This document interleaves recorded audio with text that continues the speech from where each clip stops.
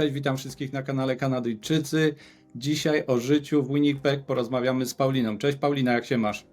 Cześć Tomku, mam się dobrze. Bardzo dobrze nawet dzisiaj. Super. Nie mamy śniegu, to Jak jest się masz?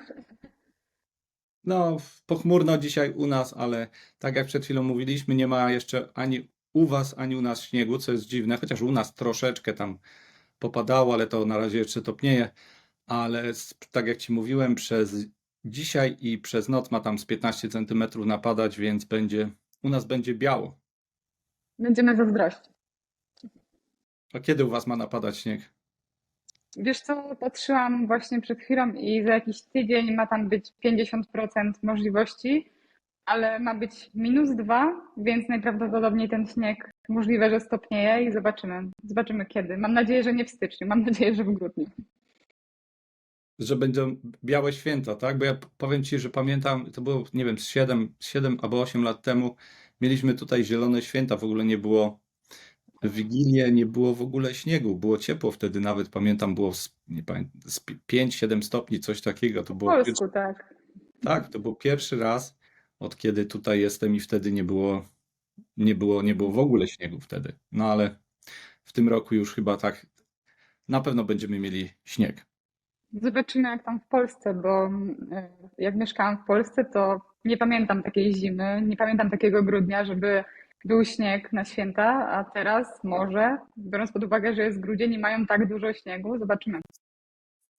Mi kolega Michał, którego pozdrawiam oczywiście, dzisiaj wysłał zdjęcia z Polski, gdzie tam właśnie pokazywał mi, ile u nich napadało śniegu i mówił, że 2 dni praktycznie cały czas padało, więc mają Tak, piękną zimę pozazdrościć, ale tak jak ci powiedziałem wcześniej, mnie się do śniegu nie śpieszy, bo ja wiem, że to jeszcze będzie go dużo i będzie zimno, więc na samym końcu już oczywiście wszyscy nie mogą się doczekać, kiedy się ta zima skończy, ale na tą chwilę jeszcze śniegu nie ma, więc ale już, tak jak mówiłem, będzie padało.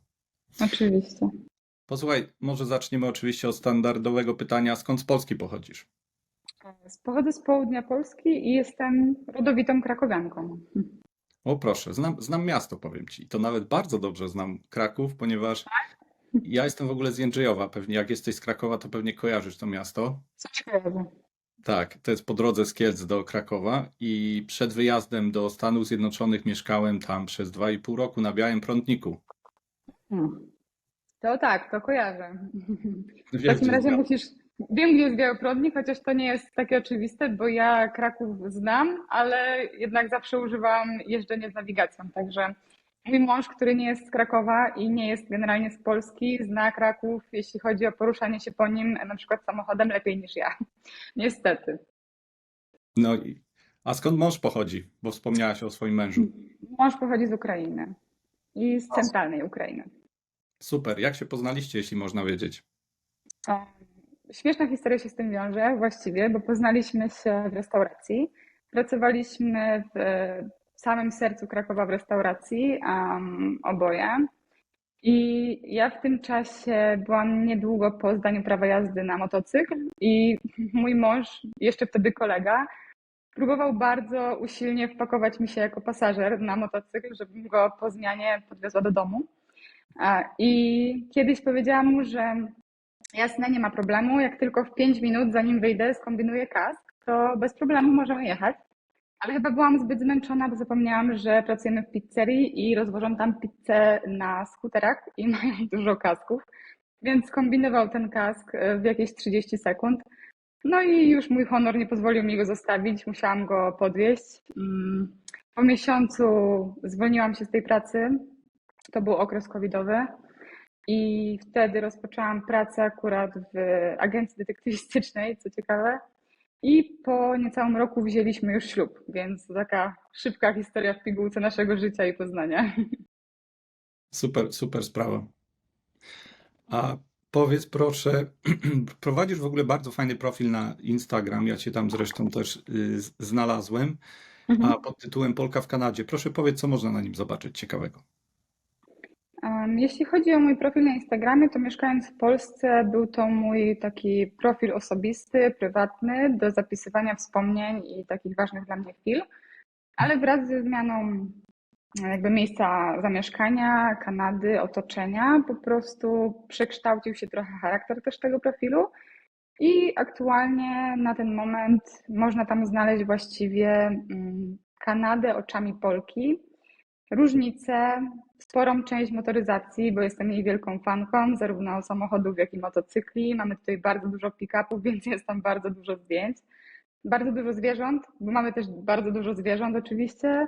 No i naturę, wycieczki, wszystko, co mnie fascynuje na ten moment, bo codziennie są takie rzeczy, które mnie zaskakują, to można tam znaleźć, myślę. No i będzie tego coraz więcej na pewno.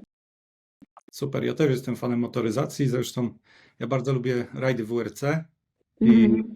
oczywiście Formułę 1, gdzie byłem tam na kilku wyścigach Formuły 1 i wcześniej dużo jeździliśmy po prostu oglądać rajdy, ale to było głównie w Polsce, znaczy tylko w Polsce byłem na rajdach oglądać rajdy samochodowe. Czyli do Las Vegas się nie wybierałeś ostatnio.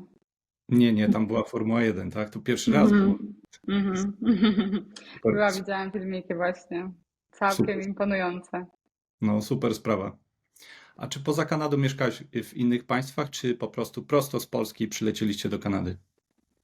A wiesz co, mieszkałam w innych państwach też, ale wszystkie państwa, w których mieszkałam, były nieplanowane do zamieszkania. Mieszkałam 6 miesięcy w Ukrainie i kawałek czasu w Turcji. No i właśnie po tym czasie już, po powrocie z Turcji do Polski, wyjechaliśmy do Kanady, co też było nieplanowane tak naprawdę. A to na Ukrainie mieszkaliście, podejrzewam, przed wojną, tak? Tak, wyjechaliśmy dokładnie 11 dni przed wojną i do dzisiejszego dnia tak naprawdę traktujemy to trochę jako cud przypadek, bo 11 dni w skali 6 miesięcy mieszkania tam, no to jest troszkę przypadek, bo moglibyśmy tam naprawdę, tak naprawdę teraz być w środku. Mm, zgadza się. Niezła historia, że akurat 11 dni i zaczęła się wojna. Dokładnie. Tak naprawdę byliśmy tam też przypadkowo. Jakby nie wyprowadzaliśmy się tam specjalnie, po prostu mąż był potrzebny w pewnym momencie i ja z racji tego, że jeszcze wtedy nie byliśmy małżeństwem, bo właściwie ślub braliśmy w Ukrainie, więc wszyscy trochę się z nas śmiali, że Polka przyjechała na Ukrainę wziąć ślub, a że zazwyczaj jest odwrotnie. Ale bardzo miło to wspominam i jakbym miała powtórzyć ten fakt, gdzie ślub weźmiemy, to powtórzyłabym go i jeszcze raz wzięlibyśmy ślub oczywiście tam. Więc bardzo to doceniam, że mieliśmy taką możliwość. Zresztą planujemy też drugi ślub kościelny w Polsce, więc każdy kraj będzie miał swój czas. To oświadczyny były na Ukrainie czy w Polsce? A to ciekawe, bo oświadczyny były miesiąc temu w Kanadzie. 2 lata po ślubie, więc to jest bardzo ciekawa historia. My generalnie lubimy tak od drugiej strony, wiesz, żyć. Nie w tej kolei, co trzeba. A jeszcze mieszkaliście w Turcji, tak? Mm, Tak, i ta historia jest właściwie, nie wiem czy smutna, no można powiedzieć, że próbując uciec z Ukrainy, bo tak to trzeba nazwać, te 11 dni przed wojną, to był jedyny kraj, do którego mogliśmy wyjechać i 11 właśnie dni przed kupiliśmy bilety. Jedyny kraj, do którego bilety nie kosztowały 15 tysięcy złotych, to była Turcja i lecieliśmy tam 2 różnymi samolotami. Więc tak, i spędziliśmy tam właśnie około 2 miesięcy i potem wróciliśmy do Polski. Więc tak to wyglądało. Nasza historia mieszkaniowa w skrócie. To dość krótko. A czy możesz powiedzieć, jak długo mieszkasz już w Kanadzie? Prawie 10 miesięcy, od kiedy nasze stopy stanęły na lotnisku w Winnipeg i kiedy pierwszy raz poczuliśmy, jak to jest, jak zamarza mózg i gałki oczne. Bo wtedy było około minus 35 stopni, tak mi się wydaje. Więc tak, już prawie 10 miesięcy. To już macie przedsmak tego, co będzie, bo tam w Winnipeg macie jednak dość srogie te zimy. Tak, a co ciekawe, jeszcze mogę Ci powiedzieć, że jeśli chodzi o to, jaka pora roku jest moją ulubioną porą roku, to zima jest tą najbardziej znienawidzoną, więc wybraliśmy sobie dobrą prowincję do życia. Oczywiście wiedzieliśmy wcześniej, jak tutaj jest, aczkolwiek lubię wyzwania i to jest dla mnie faktycznie wyzwanie. Jeszcze wynajęliśmy ostatnio nowe mieszkanie i to mieszkanie zamieniliśmy z parkingu podziemnego na parking odkryty, także jest będzie bardzo ciekawie, jak śnieg już spadnie. No tak, będzie trzeba skrobać szybę rano. Skrobać to nie wiem, bo tutaj to raczej jest już taki śnieg, wiesz, że leży 2 metry na samochodzie, ale myślę, że trzeba będzie jakąś dmuchawę do liści, albo nie do liści, tylko do śniegu i będzie już łatwo. Chociaż naszego samochodu używa głównie mąż, bo ja do pracy mam 30 sekund od domu, od łóżka, więc tak, raczej będzie, dla mnie już będzie odśnieżony, bo drugą pracę mam w godzinach popołudniowych i wtedy już mam nadzieję. Samochód jest taki w użyciu, więc nie będzie po całej nocy stania. Super. A czym się zajmujesz, jeśli możesz też powiedzieć? Bo masz 30 Oczywiście. sekund do pracy. Ja nie wiem, jak ty to robisz. Ja ci powiem, że teraz u mnie w pracy mamy taki, wiesz, przedświąteczny okres i oczywiście jest dużo więcej pracy i musiałem na 6 rano przez 2 dni przyjechać i Mhm. no, super sprawa. W 11 minut byłem w pracy, bo wtedy w ogóle nie ma ruchu. A tak To normalnie, jak szybko. jadę bo ja o 7:30 normalnie zaczynam, czyli półtorej godziny Mhm. później, to już niestety z tych 11 minut robi się 25-20 minut gdzieś tak, więc rano już Mhm. było ciemno, ale było fajnie, bo po prostu 11 minut bardzo Szybko. pojechałem, tak. Jasne. No, ja też preferuję szybkie docieranie do pracy, tak jak właśnie powiedziałam. Wiesz, to był przypadek, bo przez pierwszy czas mieszkania w Winnipeg mieszkaliśmy w downtown i ten czas był potrzebny na pewno. Czy wspominam go dobrze? Nie wiem, wspominam go na pewno, będę go wspominać. Było ciekawie, myślę, że wszystko jest po coś, aczkolwiek teraz mieszkamy w miejscu, gdzie no jest taka bardzo przyjemna okolica i aktualnie pracuję w domu spokojnej starości, który jest zlokalizowany, no, widzę go z okna po prostu swojego, więc w miejscu, gdzie spędzam przerwy, jest widok na balkony z mojego bloku. No i mam tam faktycznie 30 sekund, żeby dojść. I pracuję właśnie jako housekeeper i na oddziale, można powiedzieć, hospicjum, co jest niestety dla mnie ciężkie. Mówię niestety, bo jestem dość emocjonalną osobą i pierwszy dzień w pracy udało mi się nie popłakać przez pierwsze 3 godziny i popłakać już po 3 godzinach, więc w trzeciej godzinie pracy, tak. Więc jest to kolejne wyzwanie na pewno. Tak. Super. A czym mąż się zajmuje? Mąż pracuje aktualnie na magazynie. Produkują tam w jego firmie te maszyny do kawy. Kojarzysz może? Do kawy. Tak, do kawy, do kawy. Keurig Dr Pepper. Tak. Pewnie kojarzysz. No to on właśnie tam pracuje i zajmuje się całym szeroko pojętym magazynem. Super. A czy ciężko było wam znaleźć pracę? Jak to wyglądało zaraz po przylocie? Wiesz co, jeśli chodzi o męża, to on znalazł szybko pracę w momencie, jak już zaczął szukać, bo na początku byliśmy tak przygotowani, żeby nie musieć iść do pracy w pierwszy dzień, czy tam w pierwszy tydzień po przylocie, więc znalazł pracę około po miesiącu, od 1,5 miesiąca od przybycia.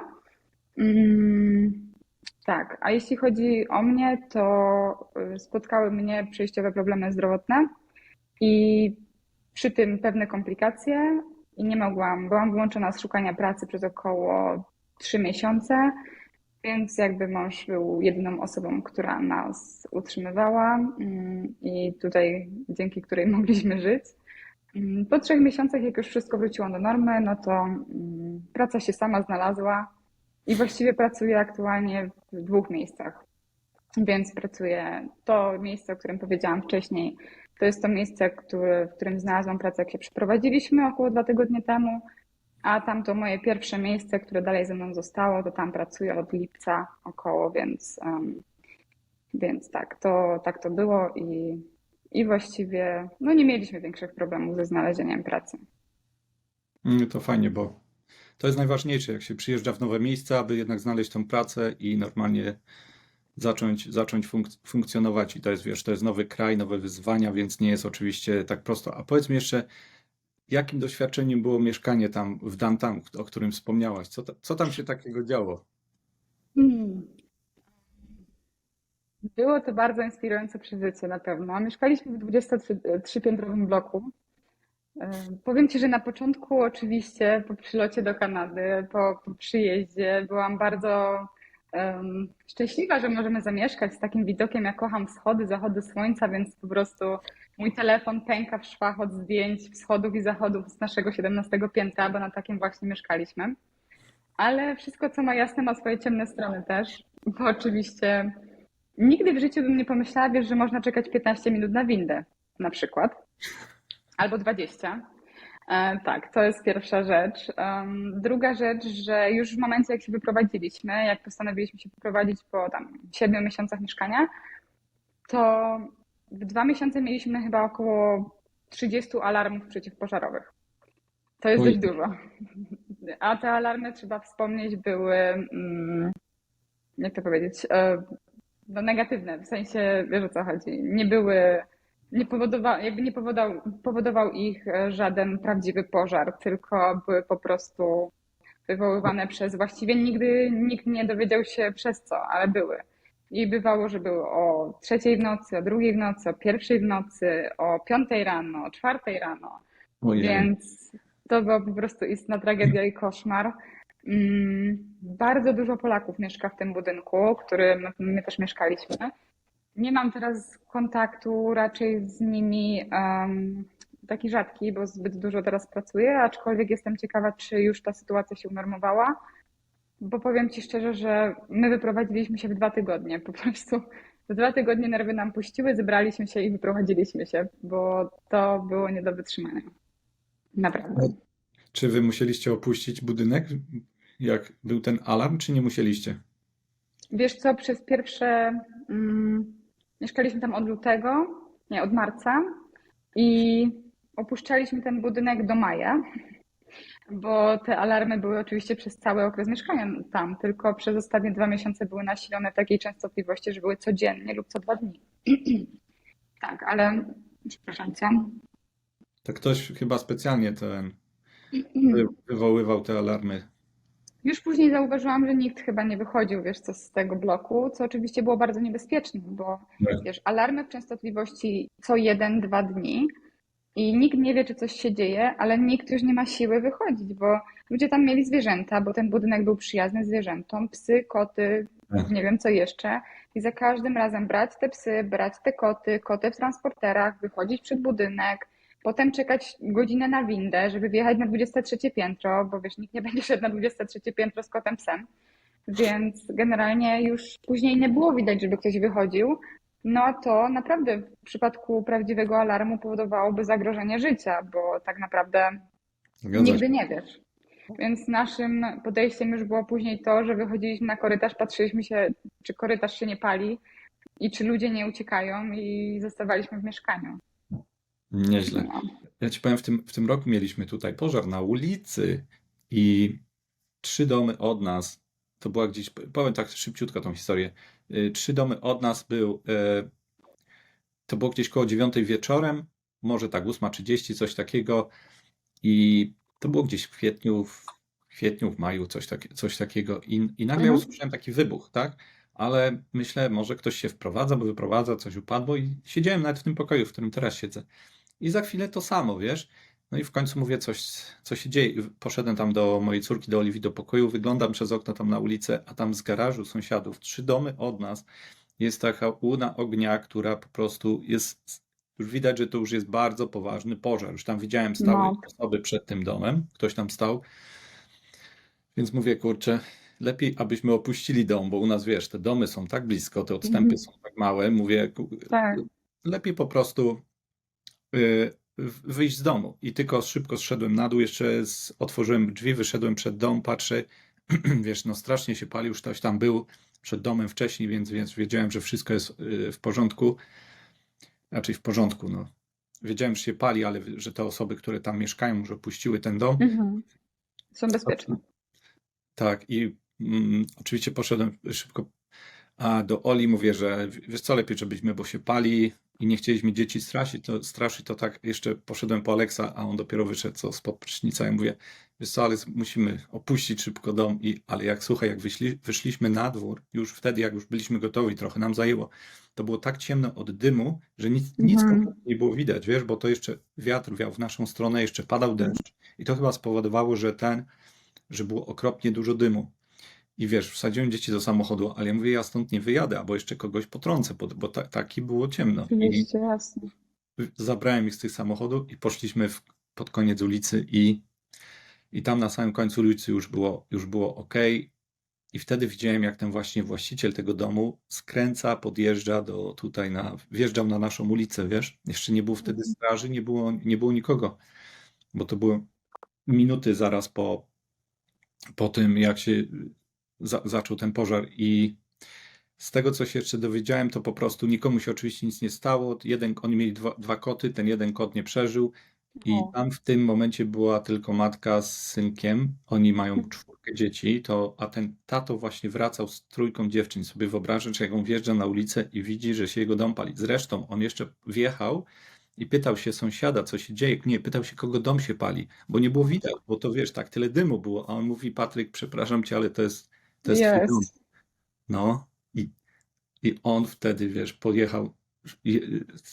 Ten sąsiad mówi, że niepotrzebnie mu powiedział, Przerażające. że to Serio. powinien go wysadzić z tego samochodu, bo wiesz, to było niebezpieczne, żeby on w ogóle tam jechał przez Oczywiście. dym. Ale no wiesz, to wszyscy byli w szoku, to co się dzieje. Ten dom jest do tej pory tu stoi spalony, oni go dopiero teraz zaczynają rozbierać i wiesz, to już tyle czasu minęło, ale to oczywiście, wiesz, najważniejsze, nikomu oczywiście nic się nie stało, To a wszyscy, najważniejsze. no Jasne. już nawet rozmawialiśmy z nimi niedawno, z właścicielami tego domu, bo ich widzimy pod szkołą naszej córki, to oni mówili, że już kupili nowy dom, więc Mhm. To dobrze. myśleli, żeby ten wyremontować, ale w końcu, wiesz, to jednak pozostaje taki, mieszkać, wiesz, w tym miejscu Mhm. z tymi wspomnieniami, to Jasne. chyba tak, wiesz, Lepiej zacząć od nowa, wydaje mi się też tak samo. tak, już kupili nowy, a oni ci powiem, piękny dom, z pięknym basenem, ten basen dopiero rok mieli, ogromny basen. Rozumiem, że ten, który się spalił, tak? Tak, tak. Ten nowy też kupili już chyba tak specjalnie, żeby te dzieci widziały, wiesz, też z basenem i tak dalej, Żeby ale nie poczuły naprawdę różnicy zbyt wielkiej. tak, ale super ten dom mieli i no, z tyłu pięknie urządzili wszystko, no, życie po prostu. No dokładnie. Zdarza się różnie niestety. Musimy być gotowi na wszelkie sytuacje. Właśnie słyszę za oknem chyba zaczął padać marznący deszcz, więc u nas się powoli zaczyna, bo słyszę jak coś tam uderza w parapet, Czyli więc jednak twoje marzenia się nie spełnią o dobrej pogodzie, niestety. nie no, już wiemy, że najbliższe kilka dni nie będzie ciekawie, no ale Że już tak długo jesteś w Kanadzie, że jesteś przyzwyczajony chyba do tego. tak jest. Zimy są długie, zimne i dużo śniegu jest, więc Jasne. taka jest Kanada. A powiedz mi, czy przed przyjazdem do Polski znałaś angielski? Przed przyjazdem do Kanady, tak, oczywiście, choć był nieco zakurzony, można powiedzieć, jako że w Polsce nie miałam gdzie go używać, więc nie używałam. Troszkę się, może nie zapomniał, ale troszkę się od nieużywania właśnie zakurzył. Zwłaszcza, że jakby przez to, że mój mąż nie jest obywatelem Polski, i jak poznaliśmy się i zamieszkaliśmy też w Ukrainie, to niechcący właściwie, nie planowałam tego, ale nauczyłam się rosyjskiego, jako że w tym języku mówił mój mąż, jak się poznaliśmy, i w tym języku też porozumiewali się wszyscy w jego mieście. No i ten język jakby wszedł mi po prostu też w głowę i do tej pory nawet właśnie czasami zdarza się, że my w domu coś w jakiś sposób rozmawiamy, czy też ze znajomymi tutaj, czy też oczywiście z rodziną, bo z nimi rozmawiamy nie po polsku. I ten język po prostu troszkę wyparł, angielski, więc jak przyjechaliśmy, to pierwsze, co mi przychodziło do głowy, żeby odpowiedzieć, to było nie w języku angielskim, więc musiałam troszkę popracować głową nad tym, żeby ten język wyprzeć, ale żeby go nie zapomnieć też, więc bo uważam, że każdy język właściwie jest potrzebny. Mm, Im więcej języków znamy, tym jakby więcej świata możemy dla siebie wziąć, bo tak naprawdę możemy, mamy dostęp do większej ilości materiałów. My często z mężem, jak mamy wolną chwilę, to oglądamy taki kanał też na YouTube właśnie ukraińskiego podróżnika, który prowadzi ten kanał w języku rosyjskim i właśnie opowiada o różnych miejscach na świecie. No i właśnie oglądamy go w tym języku. Dlatego tak, tak to wygląda. Aczkolwiek jeśli chodzi o angielski, no to już po rozpoczęciu pracy tutaj, takiego życia, no to on wraca na swoje tory. Super. A w jakim języku z mężem rozmawiasz? Czy to jest polski, rosyjski? Czy teraz w ogóle przestawiliście? Bo teraz to powinniście się w ogóle przestawić na angielski, aby w ogóle, wiesz. Myślę, że śmieszne to jest, bo rozmawiamy właściwie w 3 językach często. Już Ci wytłumaczę dlaczego. Ogólnie, jeśli chodzi o bazowy język, to jest to oczywiście polski Mhm. i tak rozmawialiśmy, jak się poznaliśmy, tak rozmawiamy też i teraz w domu, ale bywają sytuacje, że nawet mężowi jest łatwiej powiedzieć coś po rosyjsku i coś mi wytłumaczyć. Ja też czasem go używam, bo jeżeli znamy więcej niż jeden język, to mamy możliwość, opowiadając jakąś sytuację, mamy możliwość użyć jakiegoś słowa, które najbardziej nam pasuje. Nie wiem, czy wiesz, o czym mówię. Tak, tak. I dokładnie. I po prostu używamy tego słowa, które jest dla nas najbardziej odpowiednie. Więc tutaj już wyjaśniłam 2 języki, a trzeci język no to jest oczywiście angielski, bo i ja, i mąż pracujemy, wiadomo, w Kanadzie z Kanadyjczykami. Więc jeżeli opowiadamy sobie jakieś historie z pracy, to często opowiadamy te historie po angielsku, bo po prostu one się wydarzyły po angielsku. No i kontekst musi być opowiedziany tak, jak był rzeczywiście na żywo, bo przekładając na język polski, no mógłby być zmieniony sens często. Więc można powiedzieć, że rozmawiamy właśnie w 3 językach czasami. Super. Nie wiem, czy słyszysz, jak właśnie uderza ten Mhm. marznący deszcz. Słyszysz? Słyszę. No. Słyszę. Mogę ci Zaczę... wysłać troszkę słońca, bo u nas właśnie słoneczko wyszło.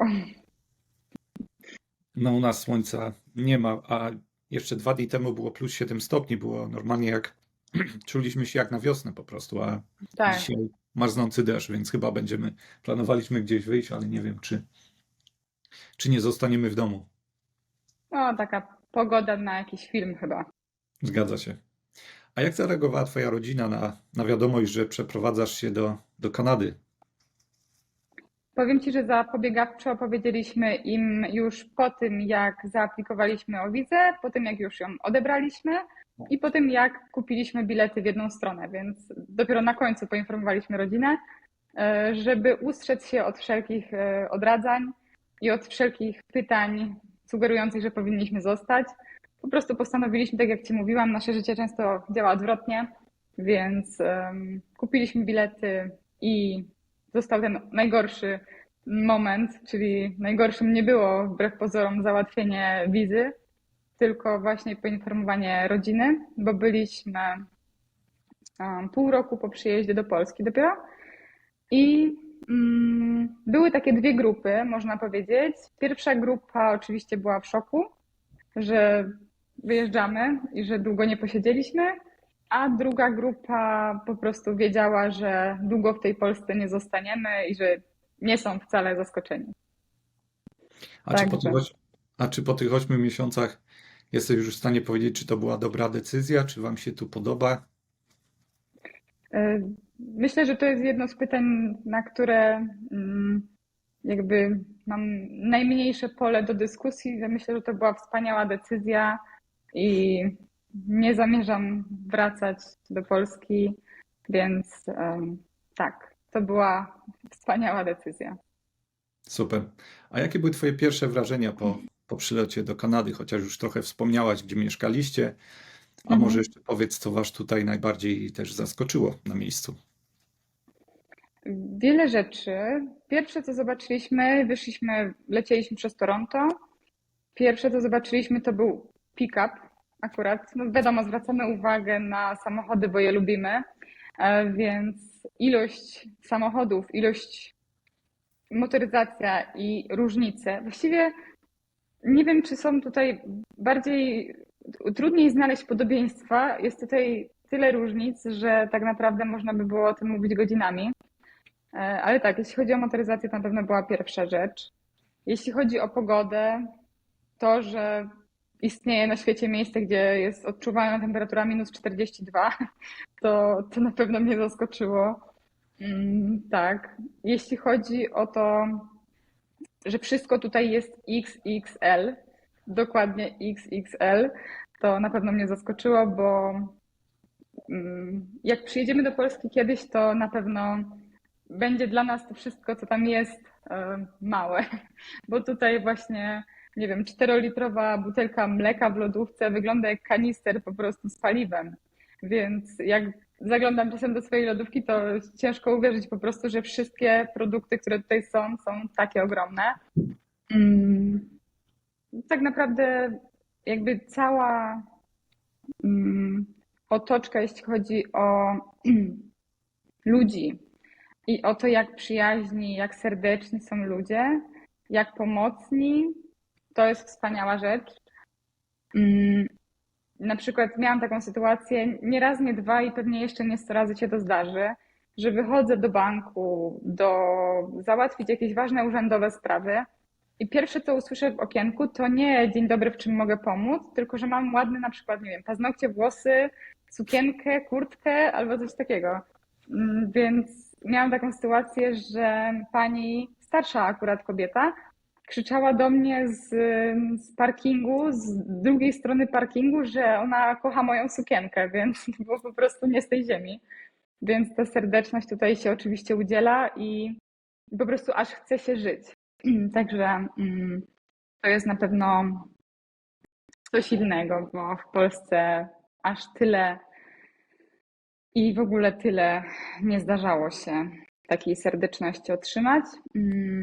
I na pewno to, że tutaj, przynajmniej dla mnie, jest spokojnie.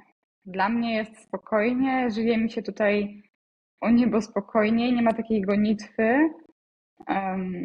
Nie wiem, czy to jest tylko moje odczucie, czy to jest odczucie większej ilości ludzi, czy po prostu to jest jakieś spełnienie mojego marzenia o wyjeździe za granicę, jeśli chodzi o mieszkanie, ale tutaj żyje mi się po prostu lepiej i jest to faktycznie odczuwalne. Super. A jak w ogóle żyje się w Winnipeg, bo przepraszam, oczywiście mam problemy rano z głosem. Czy macie już tam dużo Polaków, znajomych Polaków? Może jeszcze powiedz, czy ktoś wam pomógł tam na miejscu zaraz jak przyjechaliście i jak w ogóle wygląda tam Polonia? Czy macie też polskie sklepy tam na miejscu? Chociaż domyślam się, że na pewno są. Podejrzewam, że wszędzie w Kanadzie, może nie wszędzie, ale w większości tych większych miast są polskie sklepy. Byliśmy w 2, wydaje mi się. Nie odwiedzamy ich za często, bo jesteśmy pogodzeni z tym, że jesteśmy w Kanadzie i jakby nie chcemy na siłę tej polskości, jeśli chodzi chociażby o produkty spożywcze, przedłużać. Wiadomo, że miło jest odwiedzić polski sklep raz na jakiś czas, żeby kupić sobie produkty, do których jesteśmy przyzwyczajeni, ale raczej jesteśmy pogodzeni z tym, że robimy zakupy w tych sklepach, w marketach po prostu kanadyjskich i tak naprawdę ja jestem dietetykiem, więc jeśli chodzi o takie żywienie szeroko pojęte, to warzywa są warzywami wszędzie i warzyw zresztą w polskich sklepach raczej kupić chyba nie można, przynajmniej nie kojarzę. Ogórki kiszone, za którymi oczywiście bardzo tęsknię, czasem zdarza nam się kupować, chociaż w tym polskim sklepie nie byliśmy już myślę jakieś 4 miesiące, więc tak jak mówię właśnie już przestaliśmy tęsknić. A Jeśli posłuchaj, chodzi... a czy macie do Costco? Czy znacie sklep Costco? Znamy sklep Costco, karty jeszcze nie mamy, ale zamierzamy nabyć. To posłuchaj, Tak. bo właśnie wspomniałaś te ogórki kiszone, to jeśli tam Mhm. wiecie, to poszukajcie. Tam są właśnie ogórki kiszone, które chyba jeden tylko rodzaj mają. Nie pamiętam nazwy, koszer czy jakoś, nie pamiętam, nie chcę kłamać, wprowadzać w błąd, Mhm. ale to są naprawdę bardzo dobre ogórki kiszone i takie przypominają te ogórki kiszone polskie, więc Bardzo Ci dziękuję za polecenie. No, z całego serca dziękuję, będę na pewno ich szukać. Na naprawdę. pewno. No. Wyślę Ci zdjęcie na Instagramie, jak znajdę. Na pewno. Czyli moje kolejne pytanie było, czy nie myśleliście o powrocie do Jeśli Polski. chodzi o Polonię, jeszcze chciałam dokończyć, bo przepraszam cię bardzo, bo nie skończyłam, powiedziałam o polskich sklepach. Jeśli chodzi o Polonię, tutaj to znamy około, myślę, 10 osób, 10 Polaków. Na pewno jest ich więcej, jest tych Polaków więcej, ale powiem ci, że nie staramy się raczej po prostu żyć tu i teraz i nie zamykać się na grupę Polaków czy grupę Ukraińców, tylko po prostu poznawać różne narodowości, jakby jesteśmy świadomi, że jesteśmy w Kanadzie, nie jesteśmy w Polsce i nie chcemy udawać na siłę, że w tej Polsce jesteśmy. Więc mamy oczywiście znajomych, ale po prostu już zaczynamy mieć różnych znajomych, nie tylko znajomych właśnie z Polski czy z Ukrainy, bo oczywiście mamy i po jednej, i po drugiej stronie tutaj na miejscu znajomych, ale tak, A jeśli czy chodzi ktoś, o Polonię. czy ktoś wam Mhm. pomógł na początku? Tak, jeśli chodzi o początek sam, jak przyjechaliśmy, to poznaliśmy właśnie jedną osobę przez internet i dostaliśmy dość duże wsparcie, ogrom wiedzy tak naprawdę. No i do tej pory spędzaliśmy razem święta wielkanocne i do tej pory mamy kontakt, więc tak, jeśli chodzi o pomoc, to nie byliśmy sami tutaj. Fajnie, fajnie, że ktoś tam zawsze jest na miejscu i mogliście się wszystkiego dowiedzieć przed przyjazdem i że ktoś wam pomógł. A nie wiem, czy wiesz, że w Manitobie na północy, ja nawet ostatnio taką ciekawostkę wyczytałem, jest tam małe miasteczko, które nazywa się Churchill. Czy słyszałeś o takim miasteczku? Wiem, co chcesz powiedzieć o białych misiach? Tak. Dla mnie, Mhm. ja cały czas odkrywam właśnie takie ciekawostki i to jak pewnie wiesz, tam żyje tylko 900 osób w tej miejscowości, ale tam żyje większa populacja białych niedźwiedzi Mhm. i Tak, a powiedz mi, czy sprawdziłeś, czytając o tej ciekawostce, jak wygląda kosztowo i czasowo dojazd tam? Bo to jest ciekawe bardzo.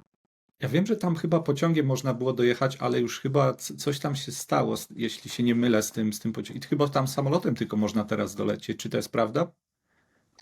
Jeśli chodzi o pociąg, to wydaje mi się, że on jedzie 48 godzin, bo jest najwolniejszym pociągiem na świecie, z tego co mi się wydaje. Naprawdę, więc tak, jest bardzo drogi. Jeśli chodzi o samolot, to wydaje mi się, że na pewno nie można tam dolecieć całej trasy, nie można tam też dojechać samochodem, bo już byśmy pewnie tam 10 razy byli i sprawdzili. Ale tak, jest to bardzo, bardzo droga i bardzo długa podróż, ale jednocześnie bardzo interesująca. Tam, jeśli chodzi o zjawisko zorzy polarnej i właśnie obserwowanie tej dzikiej przyrody, jeśli chodzi o te białe niedźwiedzie, to jest coś pięknego. Tak, i to I jest też właśnie. tak. Mhm. I mówię, chciałam powiedzieć, że czytałam o tym 2 tygodnie po przyjeździe do Kanady, bo robiłam research na temat całej Manitoby, bo jednak to jest nasza prowincja i dowiedziałam się właśnie o tych białych misiach i o tym Churchill. No i jest to troszkę daleko dla nas stąd, chociaż jak na odległości Kanady, to nie jest tak źle tak naprawdę. Dalej jest do Vancouver czy do Alberty z naszego miejsca, czy chociażby do Toronto.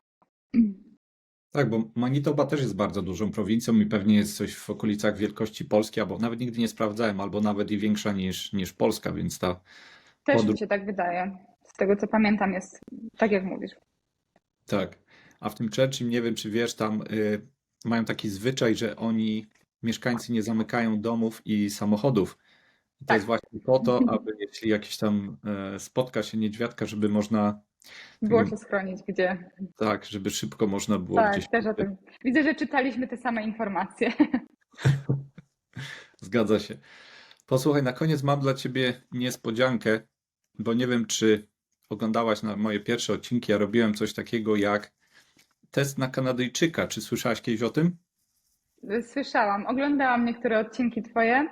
Jeszcze, tak jak ci pisałam, mówiłam przed przyjazdem do Kanady tutaj, znalazłam wasz właśnie profil na YouTube i oglądałam wasze podróże po Ikei. Właśnie jeśli chodzi o Ikeę, to mieszkamy 900 metrów teraz od Ikei. Taka ciekawostka, nie wiem czy ciekawa, aczkolwiek oglądałam właśnie niektóre odcinki i ten test na Kanadyjczyka właśnie też widziałam. To chcesz zrobić też szybko test na Kanadyjczyka na sam koniec? Pewnie, proszę bardzo, róbmy. Myślałem, kurczę, że nie oglądałaś akurat tych pierwszych odcinków, a nie robiłem tego już wiele miesięcy. Ale już nie pamiętam pytań, więc spokojnie. Ja sobie tylko wezmę kartkę, aby zapisać sobie te punkty. To mamy tak, mamy takich szybkich 20 pytań, więc ja sobie tylko zrobię. Dobrze, czyli pierwsze pytanie. Hokej czy piłka nożna? Piłka nożna. No oczywiście. Gorący piasek na plaży czy śnieg na stoku? Gorący piasek na plaży. No. Pierogi czy putin? Oj, pierogi oczywiście. Cukier czy maple syrup? Maple syrup. Tak myślałem. Halloween czy Dzień Wszystkich Świętych? Halloween.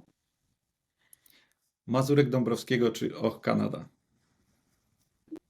Mazurek Dąbrowskiego.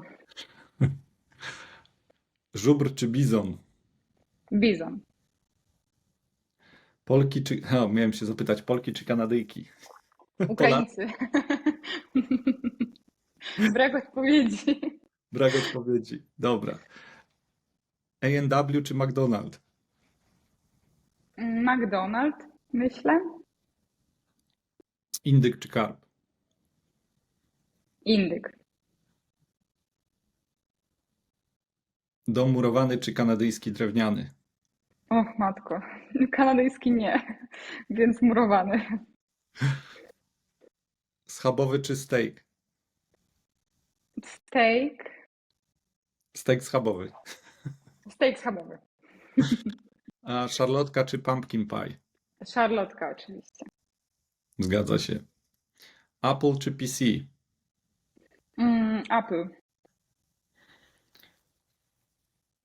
Varadero czy Władysławowo? Varadero oczywiście. Lot czy Air Canada? Lot.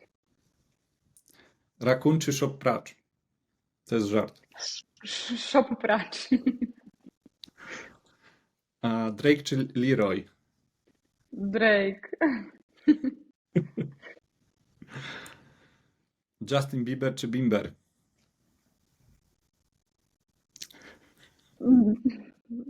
Justin Bieber może. Nie lubisz Bimbru? Nie lubię alkoholu generalnie, ale słyszałam właśnie, że Justin Bieber jest Kanadyjczykiem, także niech i on zostanie. Tak jest. Pyry czy frytki? Pyry. Pyry.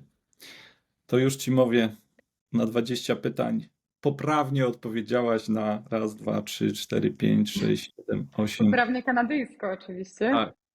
9, ale na jedno nie było odpowiedzi. To tu mamy 3, 6, 7, 8, 9, Muszę 10. zobaczyć, no. Czyli Wiesz, jaka sytuacja. w 45% jesteś Kanadyjką. zdałaś test na Kanadyjczyka, tak. Dobrze. Przyjmuję to z godnością. No słuchaj, jak na 8 miesięcy, to jest bardzo dobry wynik. Że Już tak, prawie 10, już prawie 10. to, Aczkolwiek tak, to nie jest daleko od 8, więc to posłuchaj, może zróbmy tak. Umówmy się jeszcze na jedną rozmowę za rok i wtedy jeszcze oczywiście zobaczymy, co u was nowego, co u was słychać, czy jeszcze wam się nie znudziła i czy wam się dalej podoba Kanada i kanadyjskie zimy. I wtedy może jeszcze za rok po prostu zrobimy jeszcze raz ten test i porównamy wyniki. tak, myślę, że możemy się tak umówić. Jesteśmy teraz mam nadzieję, że 1,5 miesiąca przed spełnianiem naszego dużego marzenia, które Winnipeg nam poniekąd umożliwiło. I ja będę trochę realizować w 2024 roku, myślę, że ciekawych projektów, więc mam nadzieję, że nasza rozmowa za jakiś czas będzie bardzo ciekawa. Zaciekawiłaś mnie tym marzeniem. Czy możesz zdradzić, co to jest? Niestety nie mogę, tak samo jak o moich planach raczej nie chciałabym mówić, bo uważam, że te plany potrzebują ciszy. Aczkolwiek, jeżeli tylko uda się, bo nie jest to niestety łatwe w Kanadzie, i już właśnie w przed naszą rozmową od piątku jestem w kontakcie z osobą, która jest za to odpowiedzialna i są to bardzo ciężkie rozmowy, ale na pewno będę informować w jakiś sposób o tym na Instagramie, na którego bardzo serdecznie właśnie zapraszam, więc na pewno jak się uda to marzenie spełnić, to będę najszczęśliwszą osobą na świecie i będę chciała o tym wszystkim powiedzieć. No to czekamy na te wiadomości. Oczywiście życzymy, aby się te wszystkie marzenia spełniły i to jak będziemy rozmawiali za rok, to już chyba wszystko będziesz nam mogła oczywiście powiedzieć. Mam nadzieję, że wszystkie te plany, które mam w głowie, wyjdą. Tak samo te plany związane z moją pracą, jeśli chodzi o zawód dietetyka tutaj w Kanadzie, bo to nie jest takie proste. Więc mam nadzieję, że już wtedy będzie to troszeczkę inaczej wyglądało i nasza rozmowa będzie troszeczkę inna. Na pewno. Więc oczywiście jesteśmy w kontakcie i do usłyszenia za rok. Ja sobie to może już nawet dzisiaj zapiszę w kalendarzu, aby się do ciebie odezwać. Dziękuję bardzo. Do Super, usłyszenia w bardzo ci takim razie za dziękuję. rok oczywiście. Tak jest. Bardzo ci dziękuję za tą super rozmowę. Życzę wszystkiego dobrego i do następnego razu. Bardzo dziękuję. Tobie też życzę wszystkiego dobrego. Dzięki, papa. Pa.